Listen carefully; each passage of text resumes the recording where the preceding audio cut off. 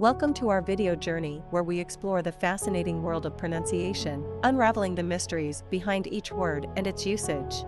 In this video, the word is abundance. Abundance. Abundance.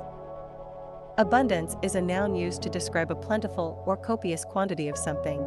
It signifies an excess or a large amount of a particular substance, quality, or condition. Here are some examples. Example number 1. The garden was a picture of abundance, with rows of lush vegetables and colorful flowers. Why abundance is used in example number 1. Abundance is used to paint a vivid picture of the garden's overflowing, lush growth, emphasizing the plentiful quantity of vegetables and flowers. Example number 2. Her generosity knows no bounds. She shares her wealth with an abundance of charitable organizations.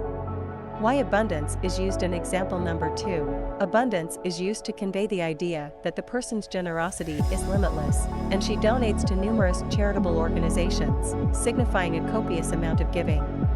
Stay tuned for more linguistic wonders and join us in unlocking the magic of language. Thanks for watching, and until next time, keep speaking, writing, and embracing the beauty of words.